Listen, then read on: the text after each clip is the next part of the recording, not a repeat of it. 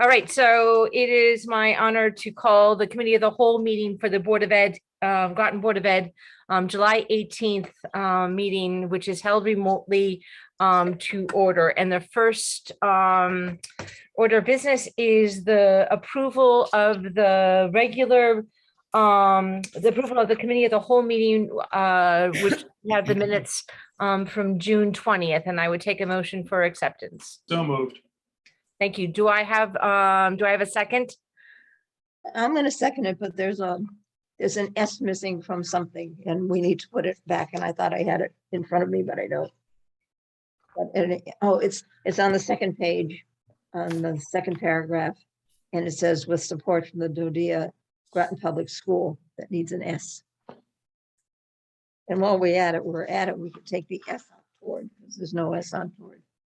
So if you do Control F, you'll find it. Okay. Okay, all those in favor of the minutes as amended with the S after Groton Public Schools, all those in favor, please say aye. Aye. Aye. Opposed? Abstain? Abstain. It's Liz. I Okay. wasn't here, so I don't know. Okay, thank you. Mhm. All right, sorry, Miss Katie hasn't seen me all day. All right, and the second, I'm actually really excited, Susan, for you to kind of update us and allow us to ask questions and all that good stuff that's happening in the district. And so I'm actually going to turn that portion of the meeting off to you. Rita, it's so good to see you. I'm glad that you're back. You're back on screen and that you're also just back from all of your travels and that you're back feeling better. Yay. So I guess our focus will be on grants and the grant update.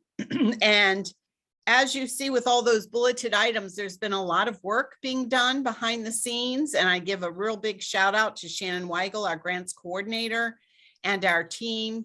People wonder how these grants come to be. Sometimes people come knocking on our door saying, you know, this looks like a good opportunity. Sometimes Shannon is out there doing a lot of research and finding these grants, and knowing the grants we have, we tend to be leaning into the initiatives that we already have and growing these opportunities. So she'll speak to that when it comes to our farm to school initiatives that she's been working on with Ernie and Department of Agriculture.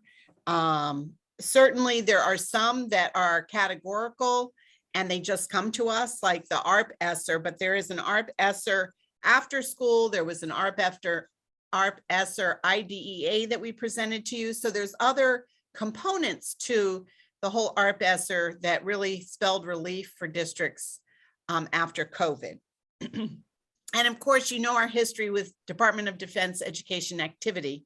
Some of you even joined me on our Northeast regional event that we had at the Nautilus, and then we had a wonderful Northeast conference where we were able to share with our colleagues across, you know, the nation and the Northeast, all the good things that are happening, really based on some of that grant funding. So many of our new initiatives started back in 2014, 2013, even before Mike and I came. There was the DODIA that was written. And afterwards, we continued with those partners, and we got an indication that we would receive, that we were really looking good and were a finalist to the latest world language DODIA. That would be DODIA 22. So that was very exciting.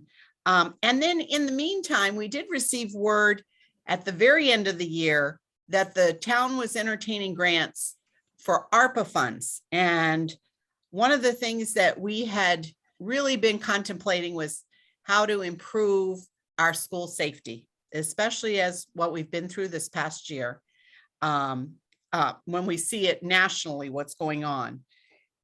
And so looking for a real cohesive system, and I think Dr. Kennedy's on to talk a little more about that and to go in depth. So that's kind of the broad brushstroke of these grants. There are a lot of work. I think I mentioned it in my board notes. There are a lot of work to ascertain.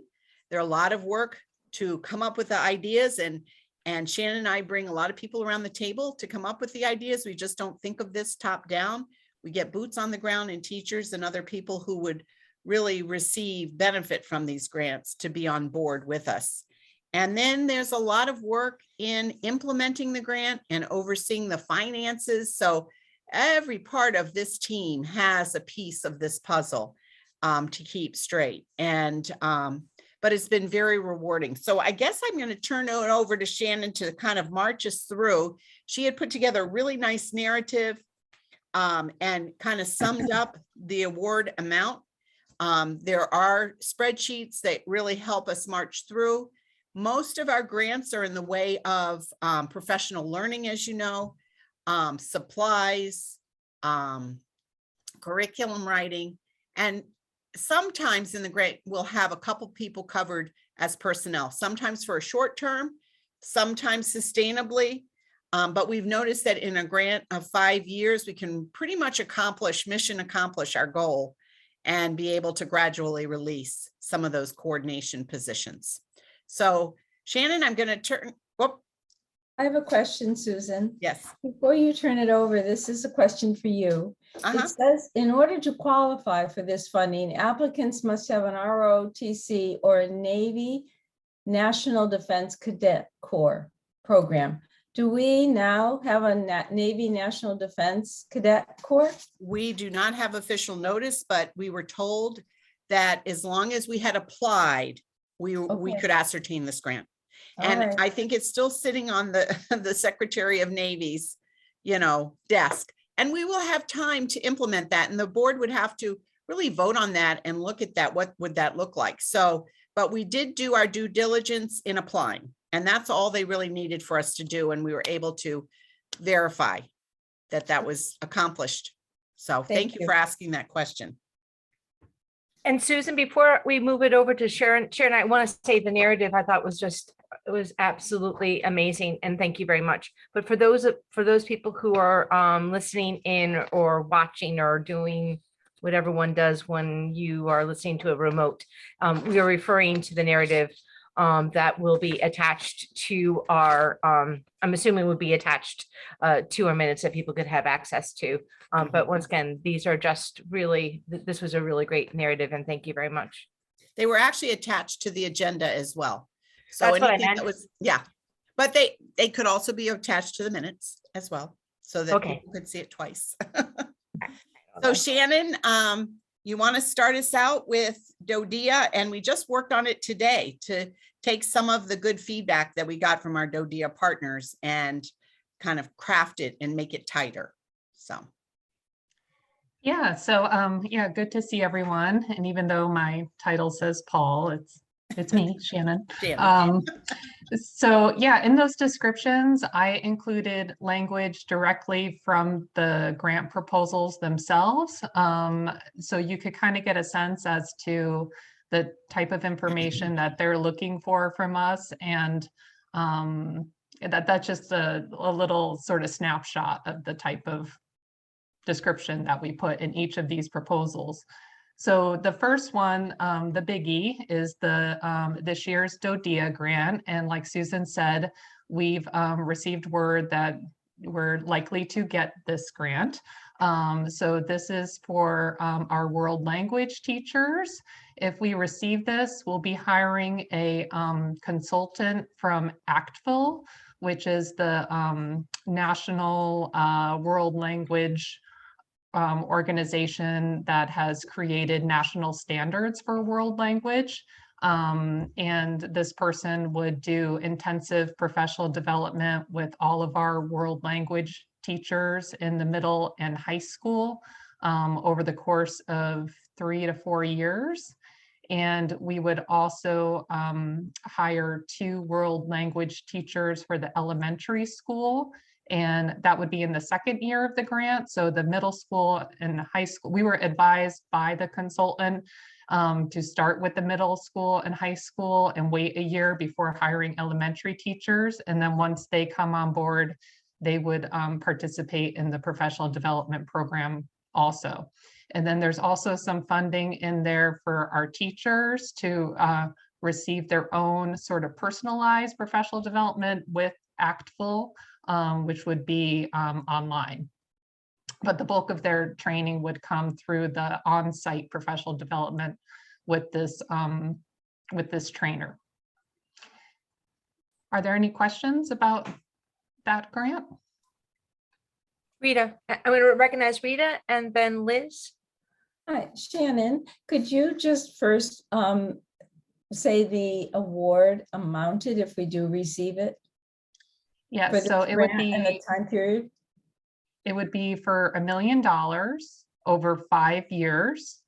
And the project would begin October 1st of this year and end in May 2027. Okay, and for the elementary, would this be for a certain grade level? Is it like maybe 4th and 5th graders, or what is the plan?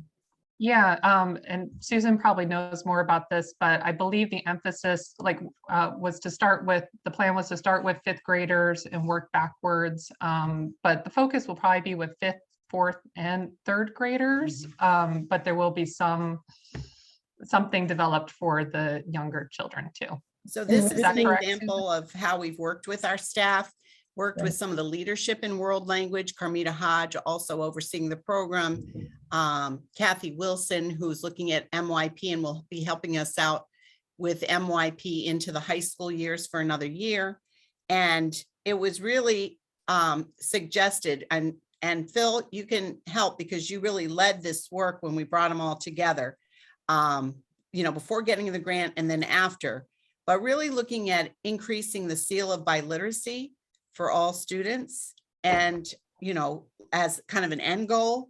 But also the teachers were really excited about the proposal of doing some of that beginning language work, the carousel model that you might be familiar with in 6th grade, where they get a little taste of France, they get a little taste of, Spanish, so that the work can begin in the tiered levels, starting from novice to apprentice to expert world language, middle school and then high school.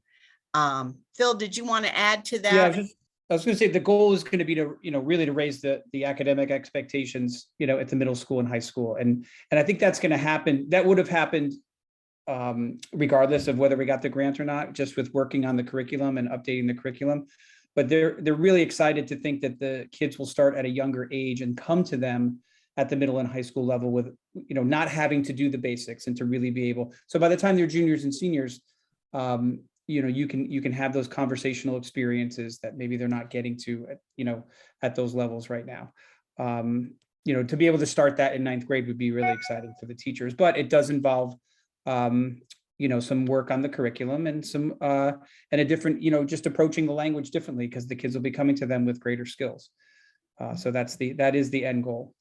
And taking advantage that we are a bilingual district. So we have many native speakers with many languages, but especially in Spanish. So really looking at our native speakers and what they have to offer from when they first arrive and when they're here, to see that they can get a seal of biliteracy in their own language too.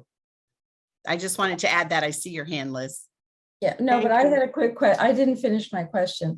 My question was also, will this cover any materials the students would have to, we'd have to have for our students? And also, I'm still hoping that you have not forgot about Latin and will not just focus on Spanish and French especially if we receive this $1 million grant. Thank you. That's all. Okay. Can I go? Kim?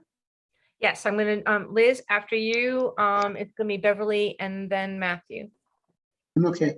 You're okay? All right.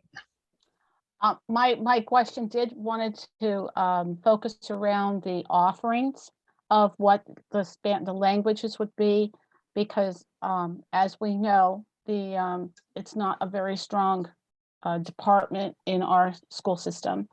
And I'm wondering, what our plan is, are we going to include American Sign Language? Are we going to offer Latin? And are we going to continue the Spanish and the French? And especially with, are we going to have something in the works for, I don't know, there seems to be, if I remember correctly, some of the, we wanted the offerings, the surveys we did. And it seemed a little bit, I'm wrong, and I apologize, but I thought something was about Chinese or Arabic, something along those lines. So I just was wondering if we're doing that carousel. And then my second question, and I'm sorry I'm belaboring this, but what are we going to have in place in order for kids who haven't gone through our system to be able to catch up? So that, like, if you're a freshman coming into Fitch High School and you've gone through the system, do you understand what I'm saying? And you have the backup so that you can go right into, let's say, French 2 or whatever, French 3. But if you're a kid that's coming in from the state of Washington and you haven't had the benefits of Groton Public Schools, are we going to be able to accommodate them? Just want to throw those out. I'll try to answer a couple of those, Liz, and that was a point of conversation about the drop-ins, obviously with our population, what do we do with those kids who show up? And that's why the approach is more than likely going to be not looking at, looking at things as French 9, French 10, French 11, French, look and building the curriculum around the levels. And then when kids come in, seeing whether we determine the level based on their coursework, previous coursework, or some type of, entry exam, and then we'd be able to place them in the level. And that, of course, would we work with the scheduling. We got to make sure that, how the high school and middle school schedules work, that these would be available at the time, for a junior to maybe step in at a, level 2 class, being, making sure that that's eligible for them when they're arriving. So that is a topic of conversation that we've been doing. And I believe also that, I think your other question was about the, in terms of other languages, I can only say that although we might not have a Latin teacher or these other languages that were mentioned, I think we mentioned Chinese and Mandarin as those that are being spoken in our community, or that people were interested in that survey. I think we have to, obviously we still have our Latin curriculum, and we would probably have to work with, there are certain aspects of the curricular rewrite that apply to all languages, and how that would look in the different languages. So if we were to bring that back or make other languages available, but we do have the Latin curriculum, so we'd have to adjust that as well for insertion if it ever, came back. Thank you. Does that answer? Yeah, you did. Okay. And I would say that the nice thing about all these grants is they look for quantitative measures, like how are we assessing them? And in world language, there are these assessment tools through ACTFL and also through other assessments like Apple, where they really monitor along the way, like we do in reading, like even, once a year or a couple times a year, whether it's the speaking, reading, writing piece. So that is embedded in a grant because we're held accountable. It's a lot of work, not just to get the grant, but to actually implement the grant and then to give the data back. And but besides quantitative, we have qualitative. So surveying, doing focus group, listening to kids and parents is really a big piece of that. So we will be obliged to do that and to listen to the public to see what are those things that those languages that they really want to see in our district. And I do want to add, just to comment on Liz, I know your comment about the strength of the department. I think it's more based on, historically our lack of funding and attention to that department. And that's what's so exciting about this grant. Yeah, Because I know, the teachers are strong and they have a lot of great. I know that. I didn't mean it Yeah. to come across that way. And if it did, I apologize. Okay. Because I do know them. Yep. And what we keep telling them is that, the biggest barrier sometimes to world language is that a lot of focus goes to math and language arts for obvious reasons. This is an exciting opportunity to get some money and for a district to provide the time for them to really work to strengthen it, K-12 eventually. So And it is exciting. that was my point, Phil. Thank you for clarifying for that, because I'm not trying to Absolutely. disrespect anybody, really. I know that they work very hard. Yeah. I'm sorry. Thank you. Bev. Thank you, Kim. Absolutely. I have a couple of questions. Okay. My first question is, can you explain, Susan or Phil? It says the purpose of this training is to shift the current mode of instruction towards the preferred proficiency-based method. Could you align with the ACTFL's world language, world readiness standards? Can you explain to me what that's all about? So it's really about expecting that when our students take a world language for, and it used to be year 1, year 2, year 3, year 4. Now it's like looking at them from novice to apprentice to hopefully expert, that they could go to a country, speak the language, read the language, write, so that they would have all the components that are expected in our own English language in their second language. So we really want them to be proficient in a language. Many of us grew up in the older system, and I can still count in French, and I might be able to say a few phrases, but if I were really truly proficient and use the language, I could actually visit France and speak and maybe read and possibly write. So that, I mean, it's a huge goal when you think about it. It's a big lift, but I think it's a really thoughtful way to do it. And that's what ACTFL is looking for. Did you develop a curriculum for this new method of teaching world languages? So I would have to really credit our teachers. They've been on board with this early on, probably around 2015. We started doing summer work in curriculum with the world language teachers. They attended CULT conferences, which is the Connecticut version of standards based in Connecticut. They worked very closely with Stonington. At that time, Leah Kennedy was department chair, and she ran the Connecticut agencies. And she also was, in the leadership role with the national organization and travels internationally. So we did bring her on board to take a look at curriculum with the teachers as a precursor to getting this grant. And they've really already started to outline that work and make those shifts. So it's not totally new for them, but this is just going to enhance it, expand it, especially from what they've said. If we could get the carousel model and some of these basic things done at the upper elementary levels, can you imagine what can be accomplished? Middle school, they might get through a novice or even an apprentice stage with middle schoolers, and then really be able to have an impact for kids to be able to reach that goal of, proficiency before they leave high school. Thank you. So this is a 5-year grant, and you're hoping at what point to get it down in the elementary school? Are you hoping within the 5 years? Or Year 2. Year two, we'd Oh. like to, year 1 is a planning year. And then year 2, we'll, and it really was the teacher's suggestion, Susan, can we start in 5th grade and go 5, 4, 3, so that we could feel the impact of even starting in a 5th grade to get them ready. So, that's what the intent is in this grant. Okay. And you're going to hire 2 new world language teachers. Are they going to be Spanish, French, or multi-language?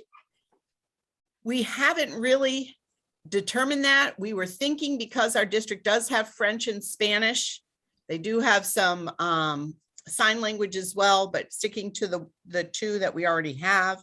But we do have some work to do with surveying our constituents to find out where we're headed. Did you talk to any other districts that teach foreign language in elementary school to get an idea, like the regional multicultural magnet school? I think they teach Spanish in the lower grades, right? Right. How successful are their students when they go on to higher grades? Did we So do one of the best in the state is Glastonbury, and we're planning a visit there. Glastonbury has always done an exceptional job. And one of the reasons they do an exceptional job is they have these high expectations in the elementary, and then in the middle, and then in the high school, and they don't repeat what has already been taught. So in other words, they really take the kids from where they are when they get to them and move them forward, so that they really do accomplish a great deal. So we are looking forward to that. I've also talked to my partners that learn.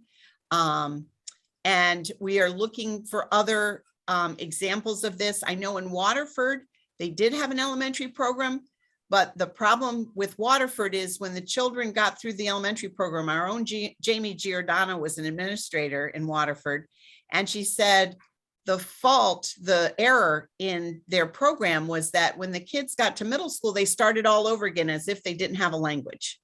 And they were already speaking pretty fluently. They could read a little bit and write a little bit, and then they started all over. So, we don't want to make those kind of mistakes. And so we will continue to reach out, take visits, and see what others are doing. Okay. And my last question is, for the consultant, I know this is a 5-year grant. Are we keeping the consultant for 5 years?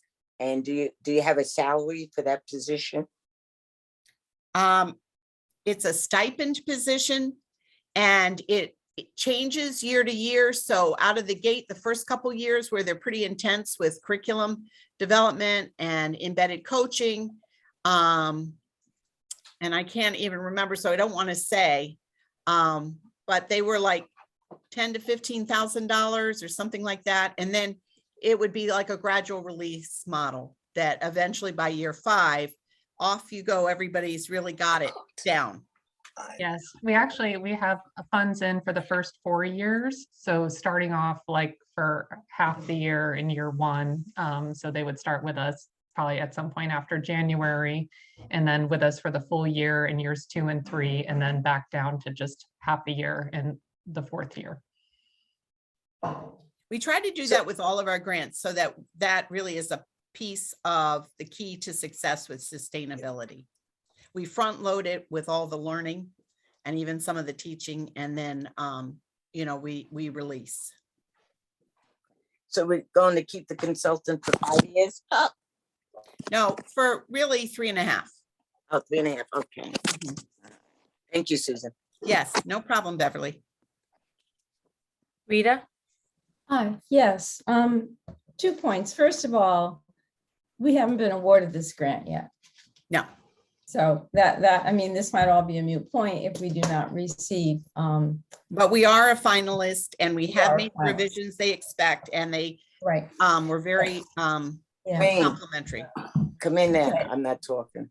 My other point here is that I believe Phil said something about if Latin comes back.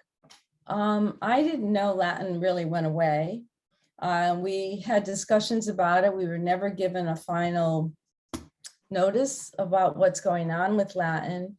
As a Board of Education member, we're Board of Eds are basically, we hired the superintendent, we established policy, and we approve curriculum. And I believe that if something is taken away that has been approved for many years, as Latin has been, I feel that we need to have a discussion about that. If you do plan on taking it away, and how do you make that decision without involving the Board of Education? So that's just something for you to talk about after, not right now, but just wanted to make you aware of it. Thank you.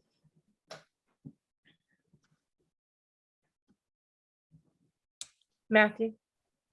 Susan, I went onto the DODEA site to see if I could, this is really exciting, to see what more I could learn. And what I understood it to say, and I'm coming for a reality check, if you will, is that classic languages would not fit into this grant that we have. It seems, as I read it, to be very clear that ASL would not fit into the grants in terms of teaching, but it would if we had a program we recognize as a fulfillment of the 2 language requirement. Did I understand that correctly? I'm going to turn that to Shannon. She really knows so much about the specifics to what is permitted and not permitted. And when you say classic, are you speaking of Latin? It said Greek and Latin. They were specific in one of them. Mm-hmm. Yeah, so the Department of Defense had a list of approved languages for this grant. So Latin was not listed as one that we could request funding for. That doesn't mean that we have to remove it from our district or anything like that. It just we could not include that as part of the funding request for this grant. But American Sign Language was on the list. So that, and we did include quite a bit of funding for American Sign Language. So our ASL teachers will not only participate in the ACTFL training, but they'll actually receive their own personalized ASL training too. So they're definitely a big part of the grant. And I think Thank you several very board much. The members, project, I should say. I think several board members in our walkthrough at Fitch were actually able to be in a classroom, a very engaging classroom of ASL, and seeing the teacher and the students, 100% engagement in that class. And it's so exciting. It's been growing. But one of the things that we're able to secure is one of those teachers is able to deliver a class period at the middle school for 8th grade. So we're able to have one class. That's, again, our shared, shared responsibility in teaching. And as you know, our class sizes in some areas, especially Latin, were very, very small. So we did make sure that all kids who were grandfathered in and wanted to complete their Latin instruction were able to do so this year. We still have a Latin teacher, so we can certainly have further discussion around that. And we've had a lot of discussion around that. And you've also written about it in your board notes. But it hasn't been conclusive, Kim. I mean, we need a board vote as far as I'm concerned. But it's not gone away. But it's not gone Well, away. It sounds like it's fading out. I mean, obviously.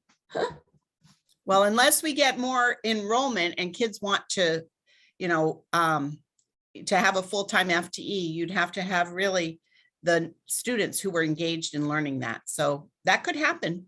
We'd have to, see how we can make that happen, but. And how lucky we have a Latin teacher that is also can be your social studies teacher. So we're not losing that as well. So I feel like we've been pretty lucky. Liz, I know that you fluttered, but I am going to need to recognize Bev. I have one question for Susan. What's the difference, Susan, between the ROTC and the Navy National Defense Cadet Corps? Is that in this? Yes. It's a prerequisite to have That's right. applied. Prerequisite.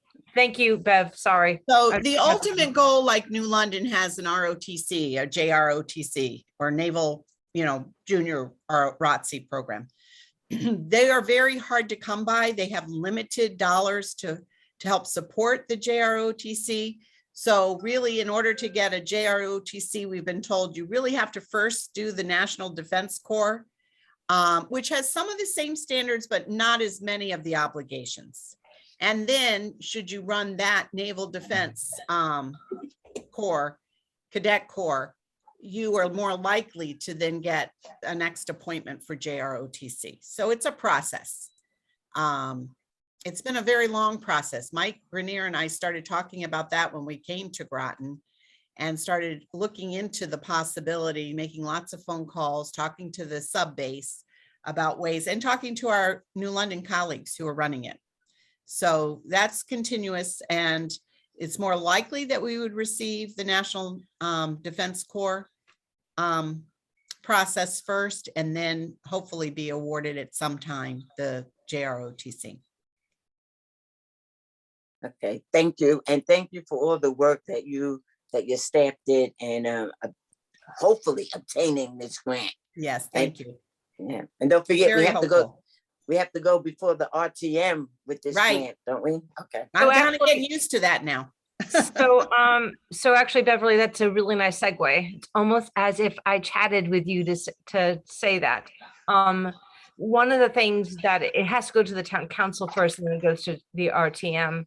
And one of the things that I believe Andrea, Jay, and Rita would remember is that John Burt had sort of promised that he would try to fast track as quickly as possible for letting the town know about the receiving of this. And so what I thought I would do is I would send a note to the mayor and to John Burt and to moderator Rusk to let them know with your narrative, actually, Sharon, that it has not been approved, but to give a heads up that it looks pretty good so that they can at least get it in their wheelhouse to get moving, to get approval. But John had kind of indicated to us a couple of years ago with our last grant that he would try to fast track this as quickly as possible. I have seen, I can say that that's absolutely what has been happening in the town, especially with even our early childhood grants, that they really are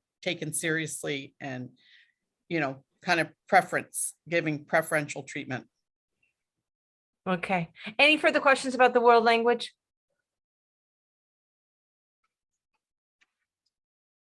Susan, I will echo what Beverly said. Just really congratulations and to Shannon and to all about the hard work of putting this together. It's pretty darn amazing.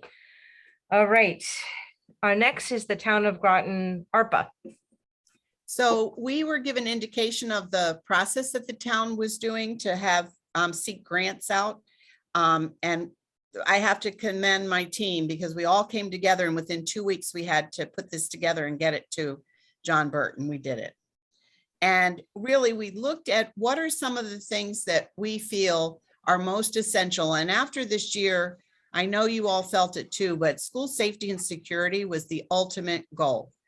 And I have Dr. Kennedy here, Sam Kilpatrick, Shannon, Phil, you know, many people, the whole district team and the principals really looked at what are some main ingredients. And just out of the gate, to have a safety standard with a unified system that not only talks to the different schools, but also to the fire department, the police department, so that we can have cameras in designated places. And a lot of our systems are really old. We have some new schools with new systems, but they might need a few other sites that we've noticed for cameras. But to have it in Command Central with a police department that they can see into our schools, God forbid anything should happen, but just to monitor what's happening. And also our central office. We looked for two-way communications with radio systems that would also talk to police and fire department. An all hazards plan that's like a flip chart that's easy access for staff should an emergency happen. You can't go through a whole planning guide that's in a binder.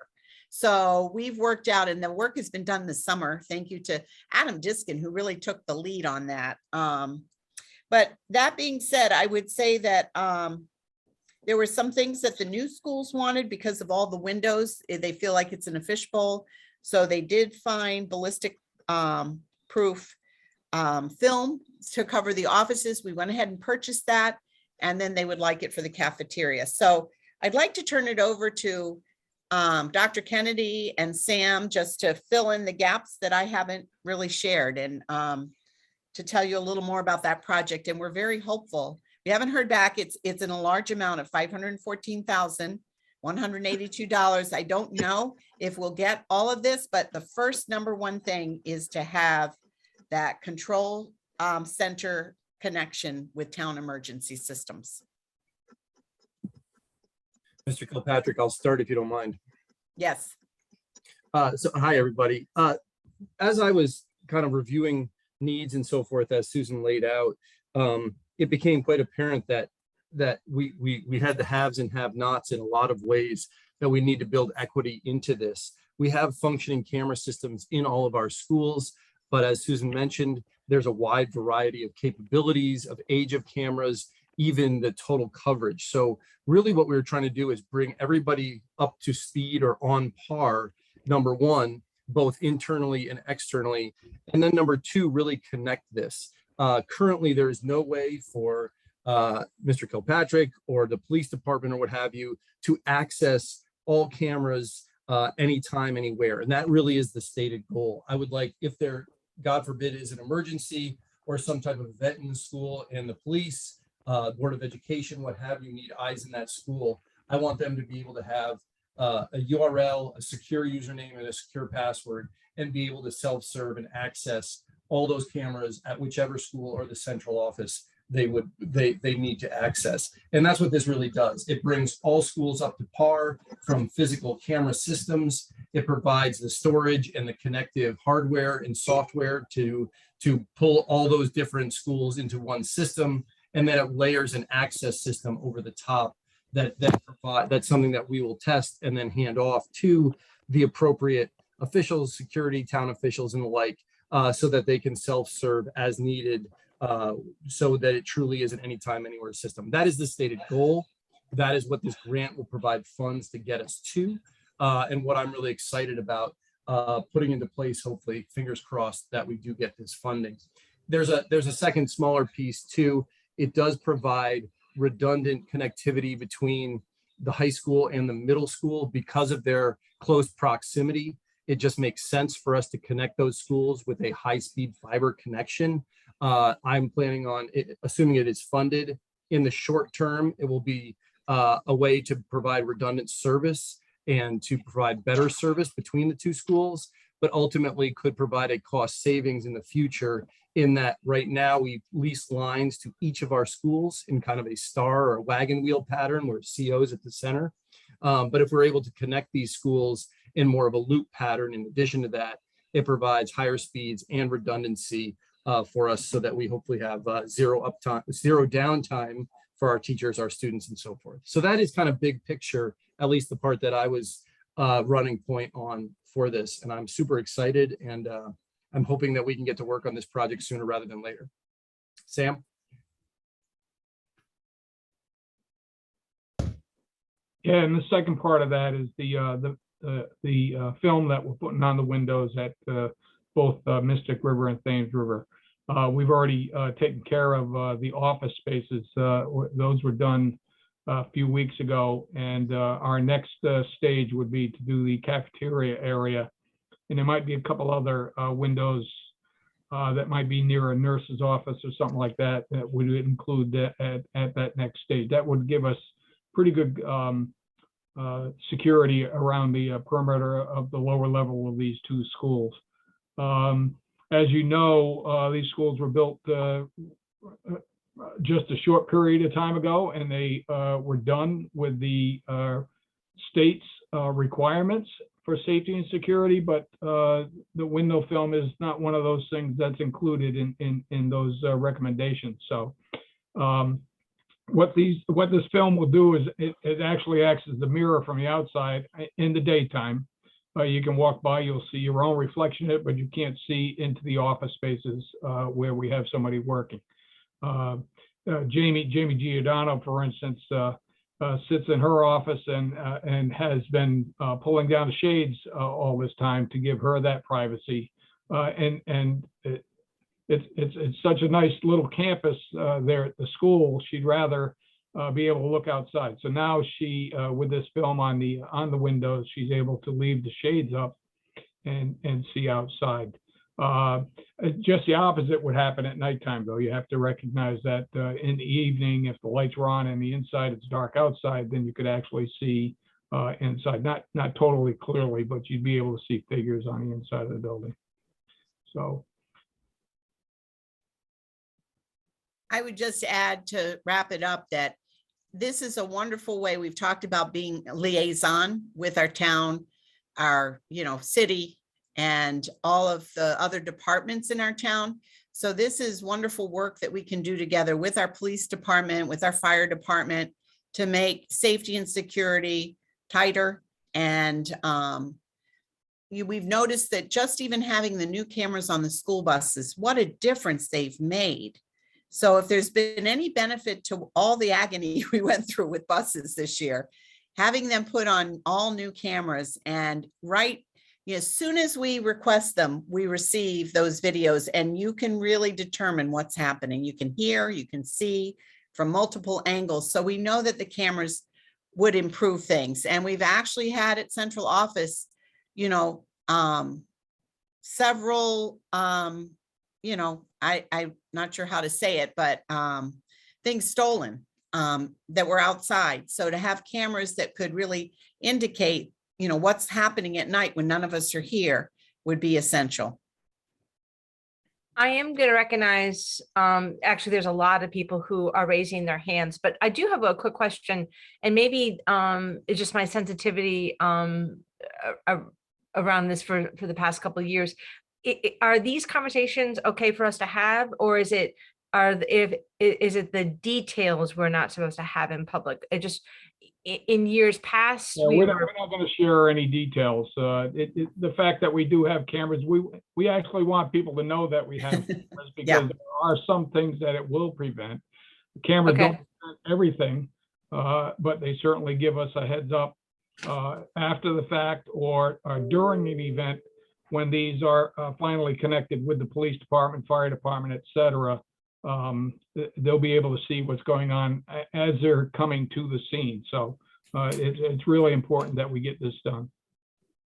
okay, thank you, Sam. Because I do know that I know a lot of people are talking to me about school safety as well, and what's the plan? And I just wonder what's the balance, and maybe that's another conversation because we're talking about grants. But I am going to recognize Andrea, Dean, Beverly, and Matthew. Thanks, Kim. I have a couple of questions. One of them is, this doesn't have anything to do with permission from parents. In other words, these the cameras they're not going to be shared with anybody but those people who are absolutely Right. In the loop. Is that correct? That's correct. Okay. And the other thing is, does Groton Middle School have those the window coverings that you described? They do not. Okay, and are we going to do that?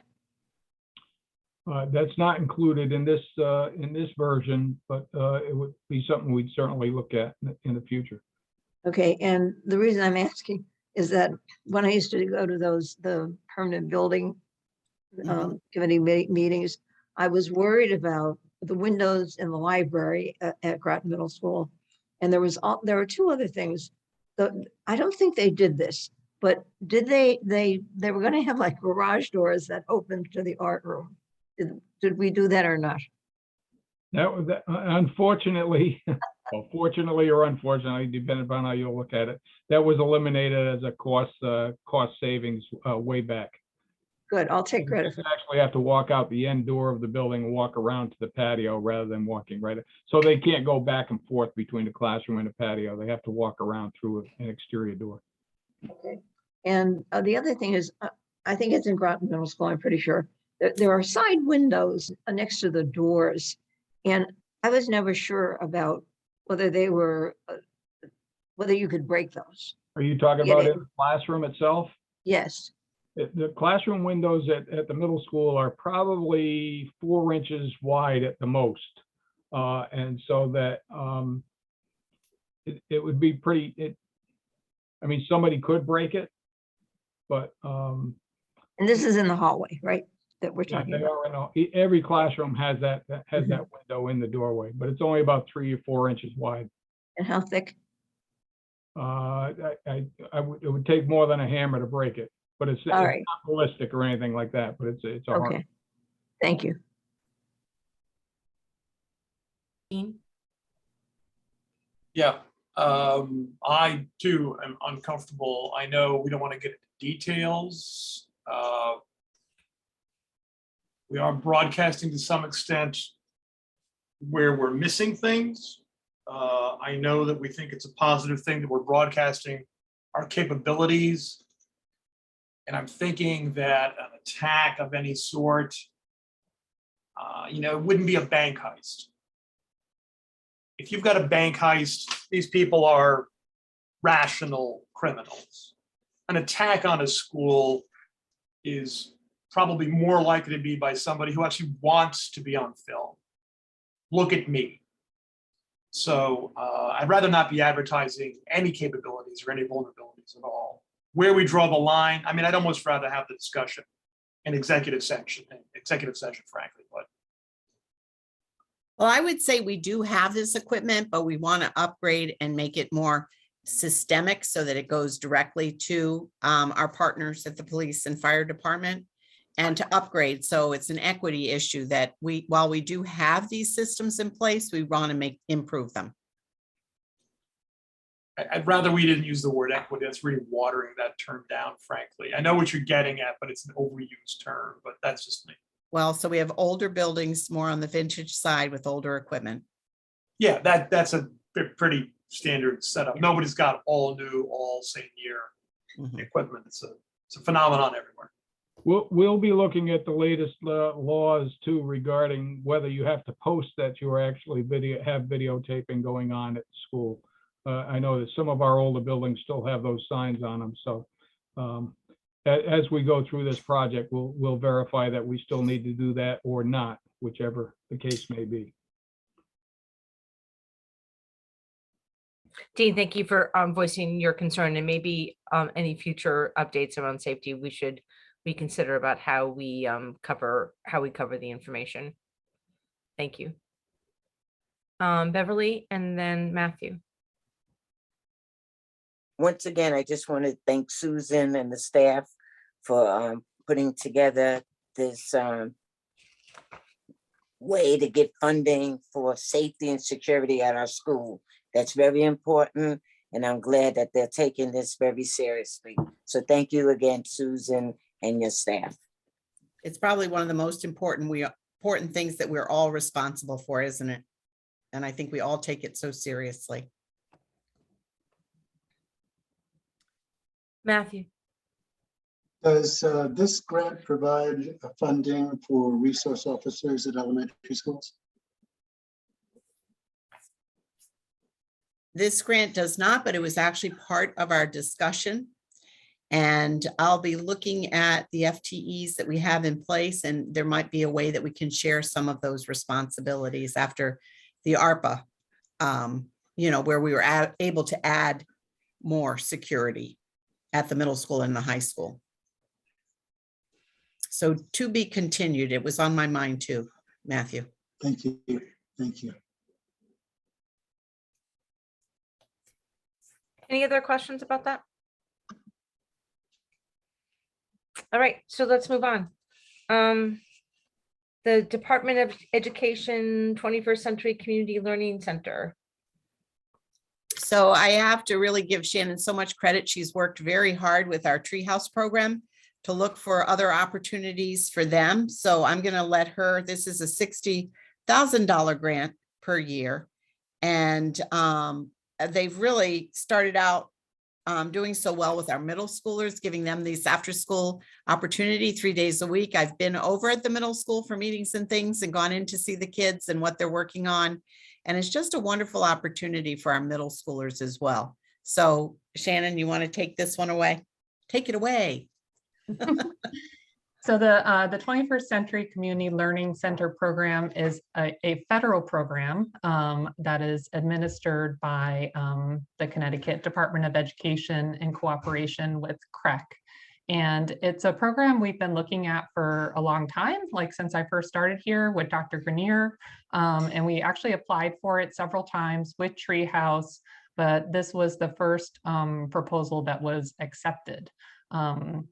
The reason is because for these programs, these after-school programs, they really they don't want districts to charge any type of fee to the participating students because they want to make sure all students, regardless of family income, are able to participate. So we had a hard time sort of figuring out how to do that with our current Treehouse model at the elementary level. So for this one, we decided to apply for it at the middle school, and it was successful. We actually received this in 2020, but because of the pandemic, we had the option to defer the start date for a year. So it started in the fall. There was actually about like 50 students that participated in the program at different times, and there were about 30 students that consistently participated Tuesday through Thursday after school each week throughout the year. The CREC came out and evaluated the program in May and gave us glowing reviews. And so as long as we were in compliance, we can expect to receive renewed funding every year for the next 4 years at this point. So it's a 5-year program. And we can also, now we're also eligible to apply for additional funds if we want to. if it's okay, I'll speak about the ARP ESSER after school grant. So because we were a 21st Century Learning Center program, we were eligible to apply for this ARP funding that was given to the state's after school program. And that's going to allow us to kind of test out this type of program at the high school.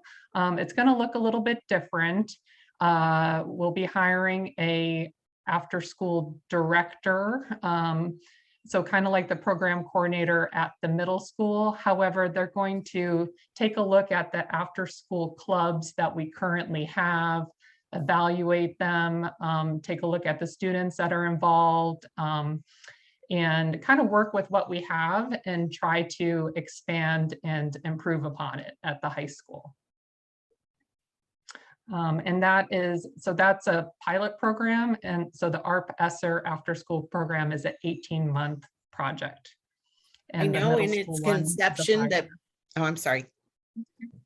In its conception, both the middle school and the high school program, we looked at it as an opportunity to grow leadership of our middle school and high school students and offer them the opportunity in Treehouse in the summertime or even after school to be, you know, camp counselor types, you know, where they might even make some money doing that. But again, to grow that interest in child development and possibly someday they might want to teach. You know, a lot of camp counselors end up teaching too. So it's a great place. And I do know a few students who are doing that this summer. They grew up in the Treehouse program, then they did some of the middle school, or they did the middle school piece, and now they're helping out at the Treehouse in the summer. Right. Andrea. Shannon, I wonder if you could tell us some of the activities that would be offered at the middle and the high school levels.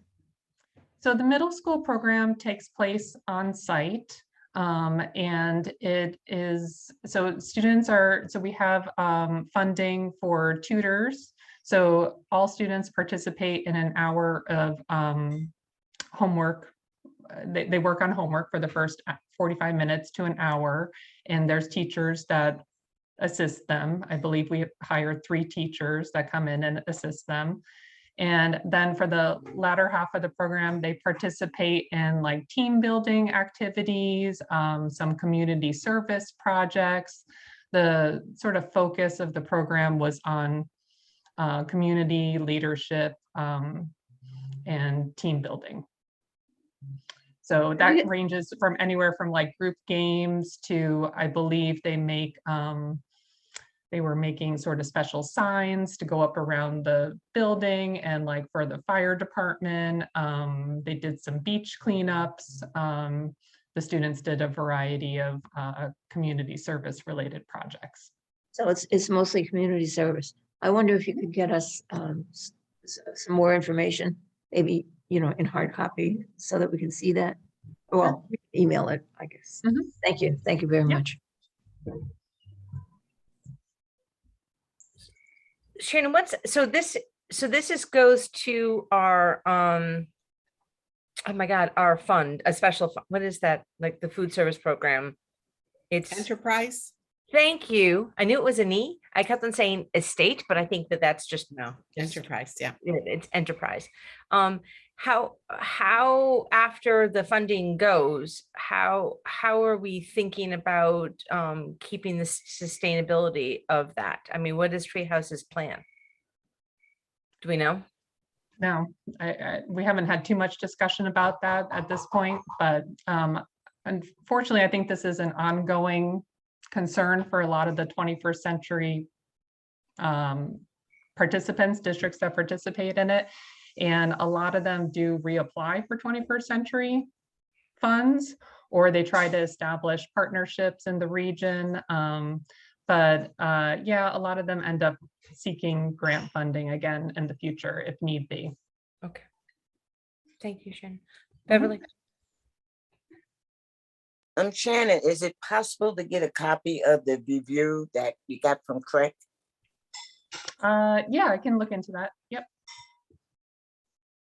And one other question, do you ever partner with outside organizations to come in and do any self-esteem exercises with the students. Like I'm aware of one program, the STEPS program with Mrs. Jeanette, and she works with young girls, I guess. And do you ever consider having somebody like that come in and work in our schools? So this would really be a question for Nikki with Treehouse. Unfortunately, I can't really speak to the organizations that Treehouse has worked with. I know she has a variety of groups come in and that have also come into this program, but I can't answer that, unfortunately. I do see that social emotional learning and diversity, equity, and inclusion are a big part of the after-school program.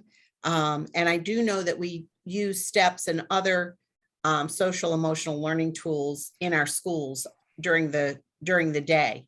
So we can certainly bring that back to Treehouse to see what, how they're implementing this specifically. Mm-hmm. Thank you. Liz? Yeah, I was just wondering, I see numbers of approximately 30 middle school students regularly participate. Is there a cap on the number of students that this will serve, or this does serve? And are students, parents encouraged to put their kids in there? So students, suggested, why don't you do this or something? Are you trying to pull more kids in? Because it sounds like fabulous opportunity. But when you look at the amount of kids we have at each of these schools, which is over 2,000, and we're only servicing 30 middle schoolers and I don't know how many high schoolers, it's just like, that seems to me to be a very limited amount. Yeah, absolutely. Yes.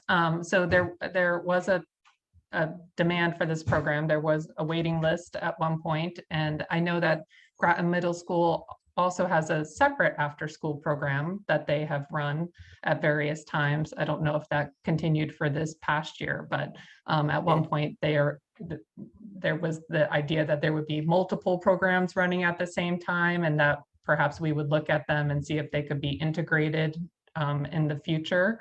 The number of kids attending this was really determined by the staff to student ratio. So I believe there was a requirement that there needed to be a 1 to 10 staff to student ratio. So this was what we could afford for staffing.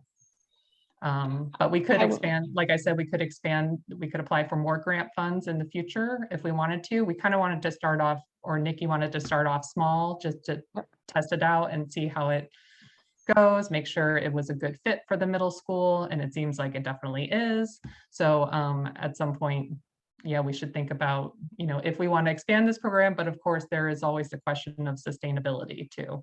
And we don't want to get into something that we then can't continue in the future. So Matthew, Rita, and Beverly, I don't know if you still have more questions, but then you can follow after. Oh, I get it. Rita can go. Rita, No, you go ahead. Matthew, I got it. I got you. Matthew. Okay, thank you. I just wanted to follow up the combination of Liz's question about numbers served and the sustainability issue. About 2 to 3 weeks ago, the Biden administration announced, I believe the figure was 112 billion for tutors and mentors. Is this something you're looking at that might provide the ability to serve more and or sustain the program? I did see that announcement. I haven't looked into the details of what that might mean yet. I was under the impression that they were still trying to figure that out. But I did see that announcement, and that looked promising for sure. Okay, thank you. Rita. Yes, I know that there's a program that Jamie Giordano had established at Claude Chester, and I think other schools. It's called Girls on the Run. This is getting back to Beverly's point. This program inspires girls to build self-confidence, kindness, decision-making skills. And this program is also for 6th to 8th graders. So, if we stop doing it, we should reinstitute it again, because I think it's a wonderful program. You're right, Yeah, Rita. We actually have reinstituted it. And between our operation enrichment funds and all the ARP ESSER, there are so many, and I probably would have to chart it out and document, but I would love to do that for the board to showcase all the different programs that, we did bring back, and we look forward to bringing back more between the tutoring after school and all of the intramural sports, but beyond that, math club and, math counts and, we had a finance course on personal finance that kids took part of. So I can pull that together for you to showcase, but Girls on the Run at the middle school and several of our elementary schools was quite popular. And we were hoping that this would be a responsibility of the new after-school director, that they would take a look at all the after-school programs, especially those that are being offered at the middle school and at the high school.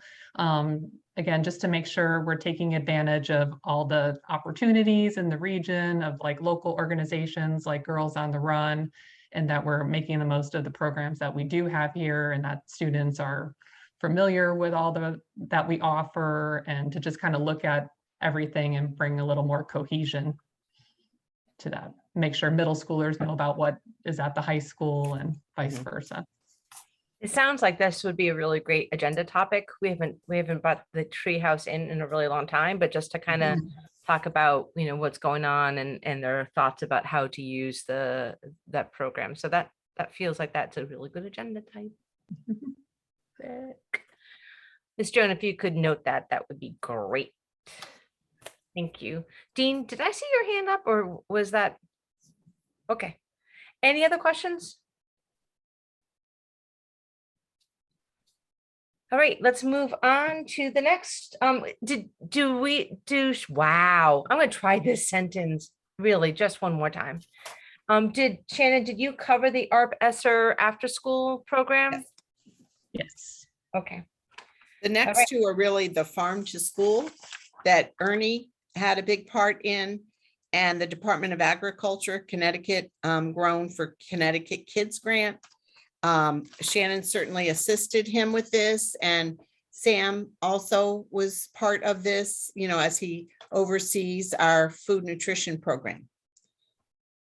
So this is something that we've had in the past several years. Emma Rotner had actually been a farm to school liaison, and now she's doing 3 of the theme coordination of the 3 new magnet schools.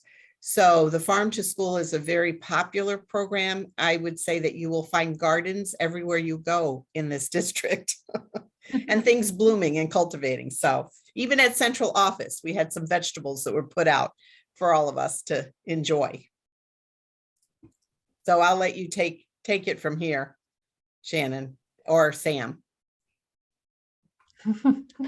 So so we received another farm to school grant from the USDA. The last one we received was in 2019. That was for $200,000 to construct the greenhouse at the high school and to install some additional gardens around the district.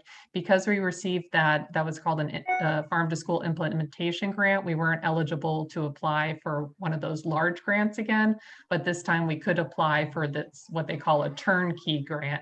So we received $50,000 from the USDA, and another grant kind of similar from the Connecticut Department of Agriculture for $26,000, and both of those will go to build the farm to school program at Thames River. So to construct a greenhouse there and to add in garden beds and a hydroponic system and some after school instruction. I think also cafeteria time instruction about healthy eating and farm to school practices.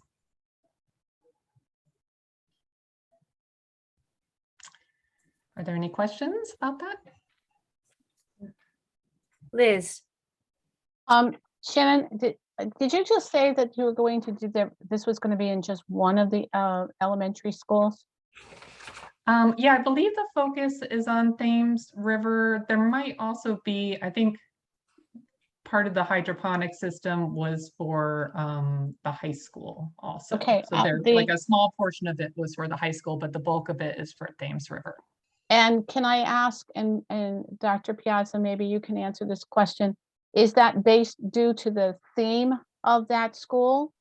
Okay, because, you know, I think about all of our kids, and I think this is, you know, I think all of our kids would benefit from this in all elementary schools, whether it's related to that theme or not. I just think it's important that we start to look at that. So I understand we're going to start at Thames River, but, you know, Well, can you see where I'm leading with this? 'Cause yeah, my well, we brain's starting actually, to go. the reason Thames River was chosen was partly because of its magnet school theme, but also because the previous farm to school grants focused on CB, CK, and NEA.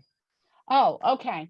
Yeah, Thank you. so, and I believe there is something over at Mystic River now. I don't know off the top of my head.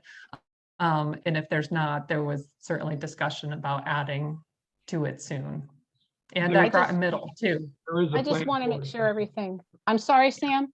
I'm There is sorry. a plan for it at Mystic River, and the other programs that you mentioned that were on the earlier version are in full bloom.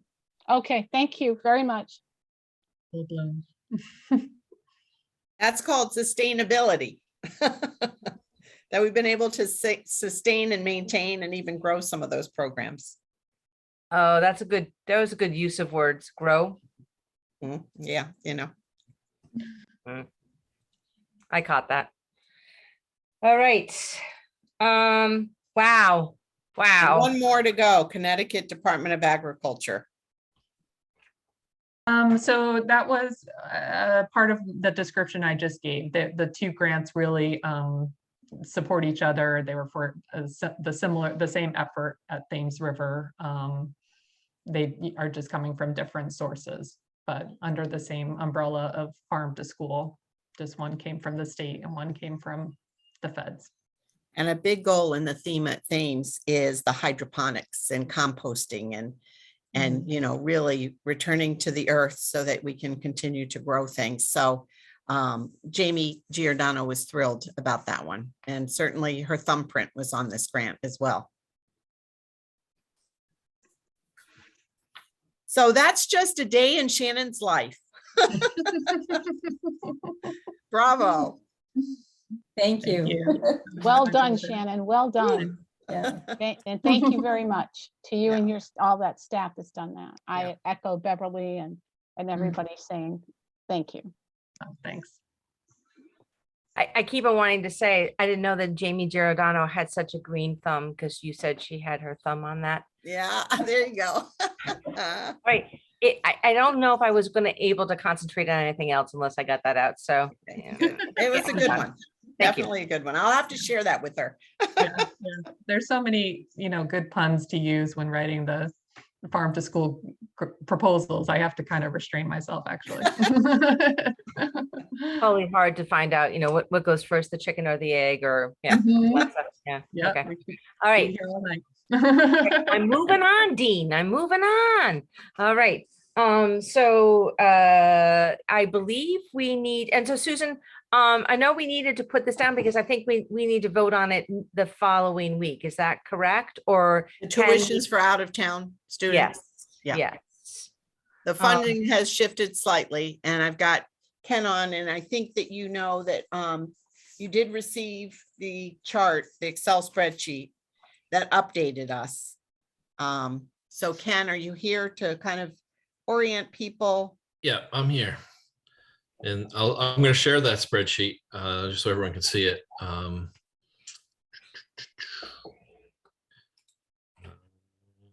Here, where is it? I don't know. I have mine. Okay, hopefully you can see that. And so we shared this at the May 3rd Finance and Facilities Committee meeting. This was a proposal for the out-of-district student regular education tuition. And the way we did this is exactly what we did last year. is we took the cost per pupil by school, or broken down by elementary, middle, and high. And we applied 85%. The 85% is just an assumption that at adding one more student isn't going to add the entire average cost. It'll add something less, 85%, trying to get at what that is. So that's the numbers that are in yellow here. And then off to the right, there's just some comparisons. There's the previous year's numbers for Groton, as well as some numbers that I was able to obtain from Ledyard, Stonington, Waterford, and then as well as NFA and St. Bernard's updated tuition numbers.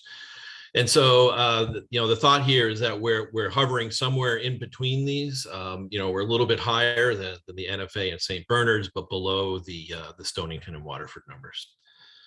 And so, and then also the IB DP the diploma program. We calculated it the same way last year. With taking the total amount that was budgeted by the number of students that are participating in the full diploma program. There's more students participating that are taking a class or two, but as far as in the diploma program, there was that many. So that's how we calculated that number. And so the plan would be to propose this at the next meeting, next full meeting. I have what that one will look like as well. If I can find it here. And so this is a format you've seen before, where we have the prior year numbers here on the left-hand side, and on the right, these are the proposed for 2022-23. These are the numbers at the 85%. And then there's the costs for the special education programs that we calculate, determining the number of teachers and paras and other things that go into those programs.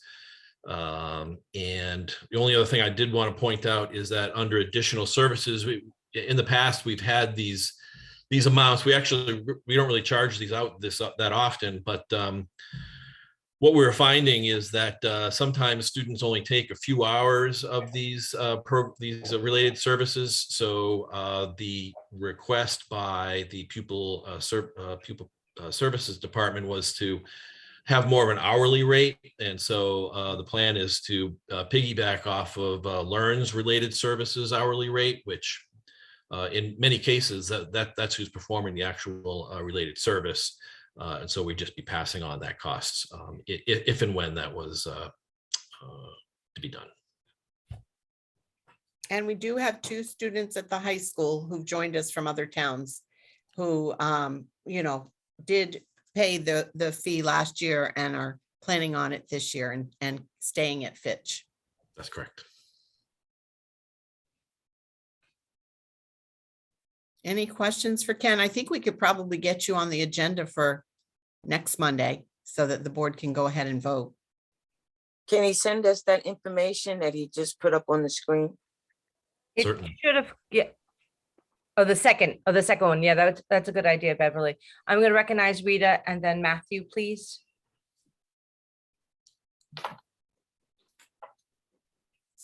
Rita, you are unfortunately muted. Okay, Ken, my question, I have 2 quick questions. One is that the 9 through 12, the IB, then it's the cost 85% plus 3,202, which comes to the 18,085. Is that correct? That's correct. Yep. And when you wrote down the comparisons for Stonington and Waterford, that's not at 85%. That must be at what, is in there published, how much per pupil, correct? That's exactly right. Yes. So basically we may be in the middle, but we're really kind of at the top for the local towns in terms of cost per pupil. If our cost is 18,415, I believe, except for the Williams School, that we spend more per pupil. Is that right?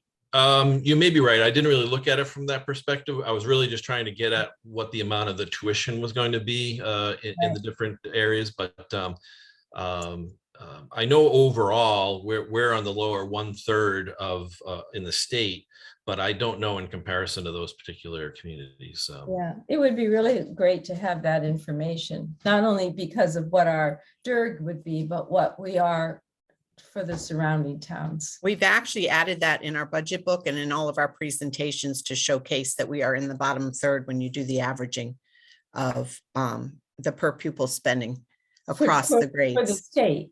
Now, I'm talking about the local towns. Yeah, we have it, I think, based on DIRG and local. But we Okay. can get it to you again, and it's going to change, Oh, of I'll look course, it up. because next year's a new year, but Right. But we You're- need, but we need it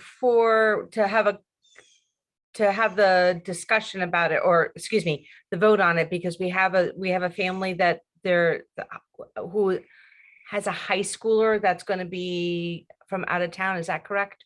we have two. Two. Okay. Wow. Yay. Matthew. So Susan, this is a question for another time. It was just sparked by our financial thing. It's not a financial question. I'm trying to get a sense on the IB diploma program, being that it's a British program, is that an equivalent to an A level or an O level? Could you give at some point, not tonight, to give us an update so we can compare where that stands with overseas?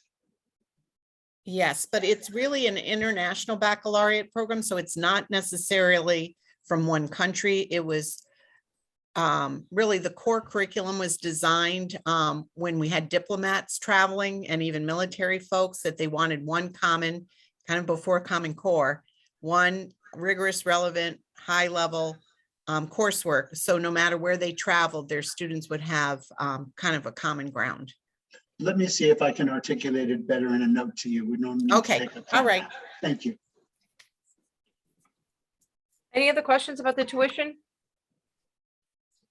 So I'm hearing information just to get clarification about our cost per pupil in the local area, because that's who would be coming, assuming from out of town. It wouldn't be coming someone from Danbury or Middletown.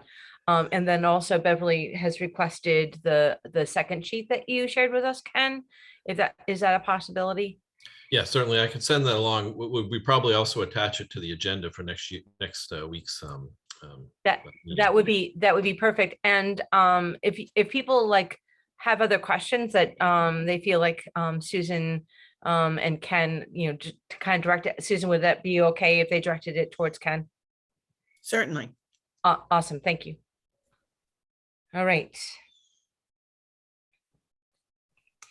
All right, so we're getting towards the end. Our next part is the discussion of the format of the superintendent evaluation. So you guys, I hate it when I show people how human I am, and I have been very clunky in this process. And so if people were getting anxious or angry or whatever, I own the clunkiness of it, just because I'm human. But I do appreciate Susan and Joyce, who kind of helped me sit back a little bit and realize that one of the main things that we had really not done as a board is to kind of go over the format with the superintendent so that both parties could agree, which is just really standard practice. We have done that in the past when we had a small subgroup with Dr. Grenier, our former superintendent, part of that process. And so he agreed to it. He was in a small group, and then we moved forward. The form that I gave to both Susan and to all board members is work that Andrea did, which is, Andrea, do you want to speak to that, or do you want me to fumble through and you can clarify? Fumble and clarify. Is that Great. what you wanted? Thank you. I So- can, Go ahead. okay. Susan, we took your, the goals that you submitted, and we just, it's part of the CABE evaluation form. And we just mimicked what you did. And we took the CABE definition and then your goal, and then all of the steps that you said you were going to do. And we just translated from will do to did in essence. In I other saw words, that. Yep. okay. Mhm. And that's it. If we took your goals Right. and just made them as did she do it or didn't she? And I Kim. think we had had the discussion on that process last year, probably at this time, when I wrote the goals, that we were using at that point, I knew we were using the CAPS format. And that's what I was kind of used to anyway. That's what we do with our administrative team as well. Use those, major ingredients.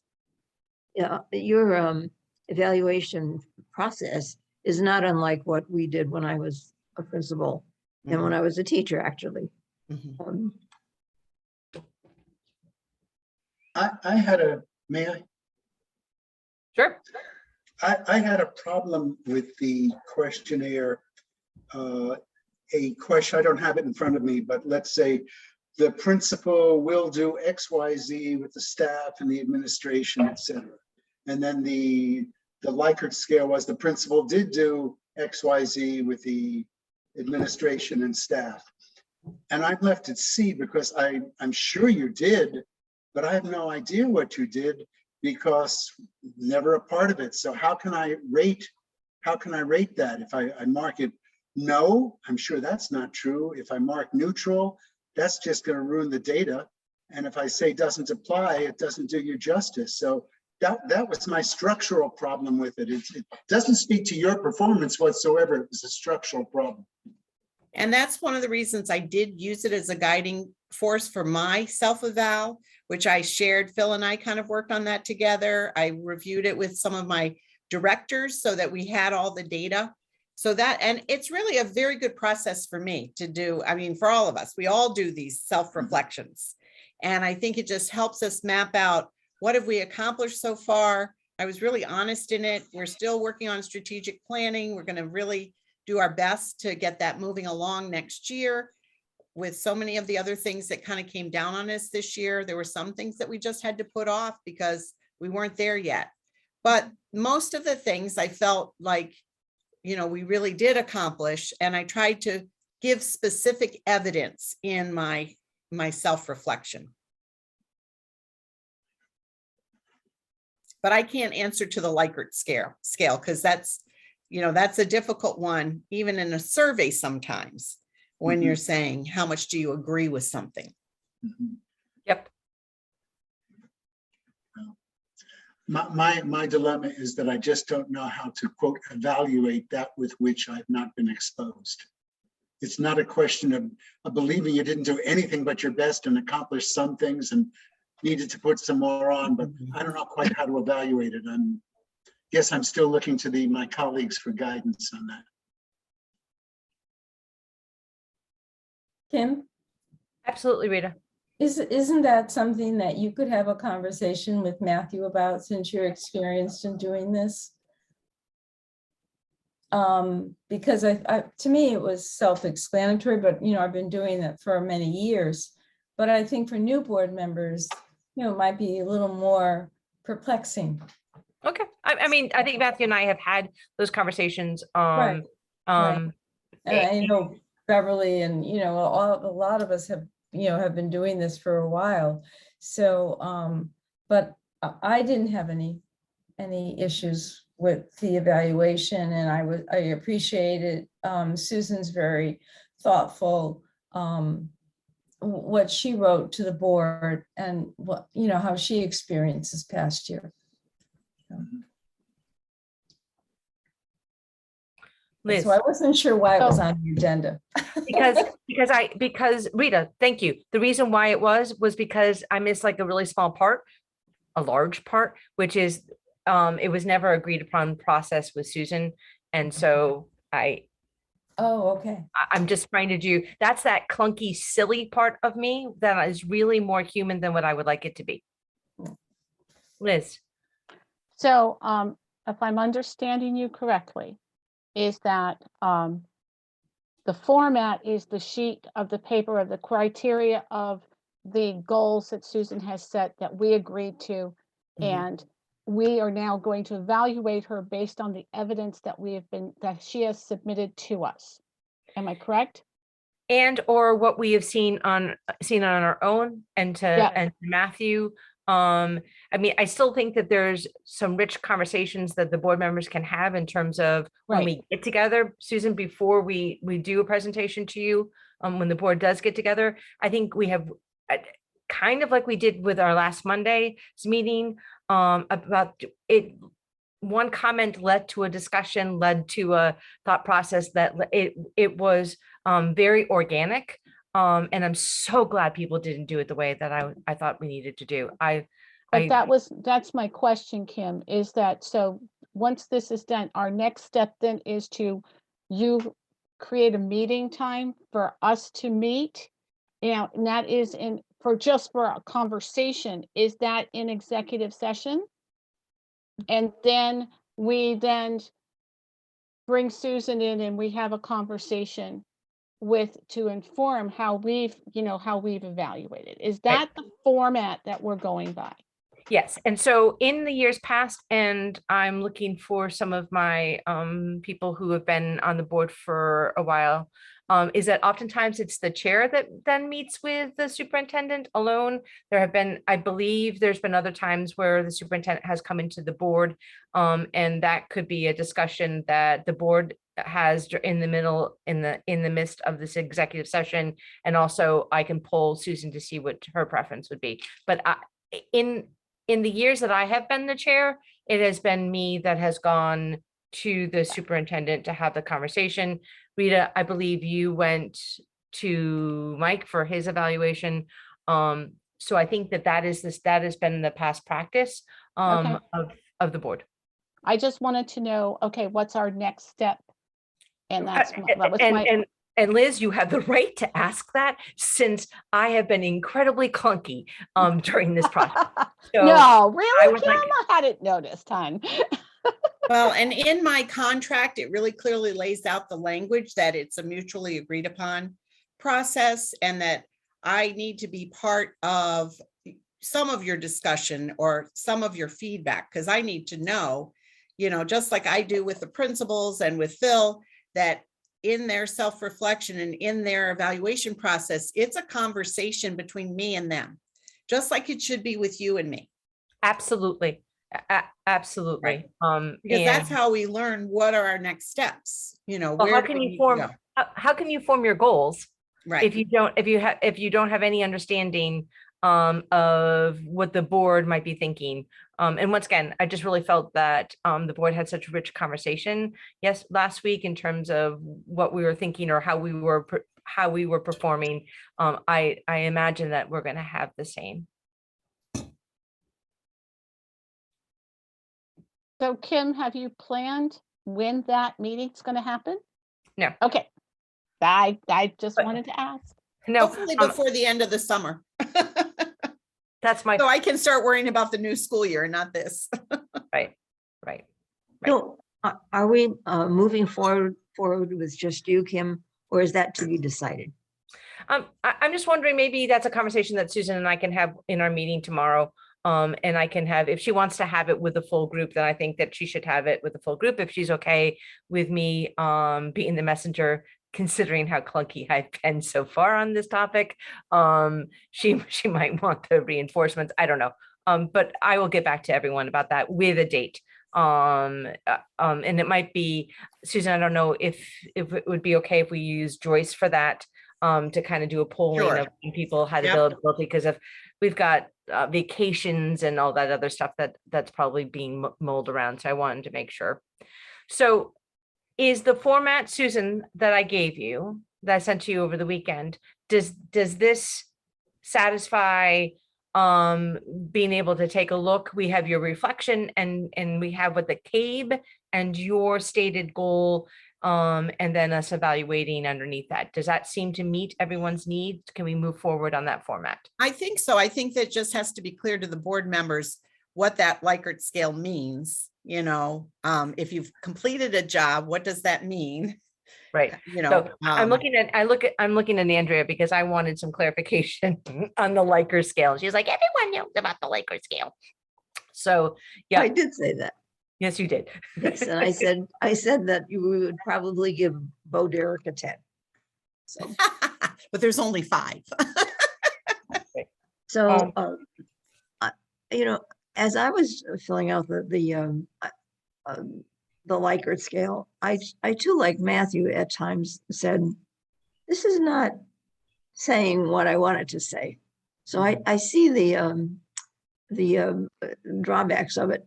But then Kim reminded me in her unclunky way that there were comments that we could make, and that what didn't emerge as a viable choice on the Likert scale could emerge in the comments.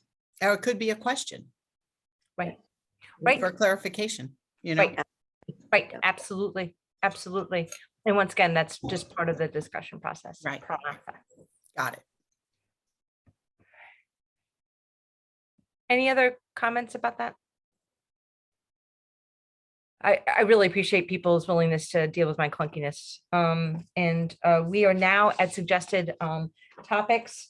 I just wanted to let you know that I am going to think about that agenda around the treehouse and taking a look at sustainability with the new program. I also what's been hanging out has been the naming of the library using James Mitchell. And I originally, once again, in my clunky way, thought that the policy meant that we had to have an outside group. And we do not. The policy reads that it is for construction buildings, it is for the actual buildings, but the individual rooms do not. So I don't know how the board wants to go about this. And I don't know, do we want to just have an agenda topic where we talk about that? Do we want to have a small group of people just to kind of kick around some of the possible names, or even some of the possible rooms that we feel should be designated? I am open for that, and people don't have to respond tonight, but if people could just get back to me about how they would like to see that move. Rita. When we named the library at Groton Middle School for Dr. Grenier last year, I believe that was just a board decision. And I would like to see on the agenda for next week that Dr. James Mitchell would be, the library there would be named for him, and we should just put that on the agenda.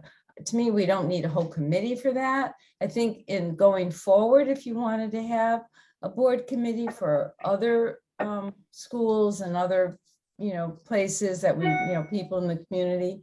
But for now, I think, it's been such a long time, and Dr. Mitchell is so valuable to our district that I think we should move on that very soon.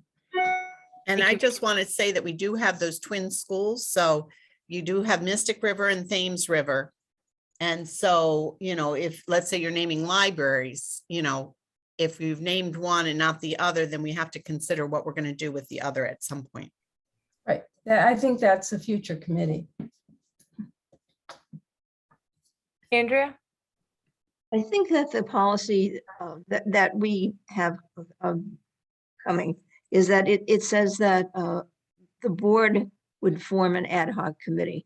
But I think what Rita is saying is correct. I think we've already ad hoc this, and we know what we want to do. But and then again, as Rita says, going forward, I think we should follow the policy with an ad hoc. That's my understanding of what we meant.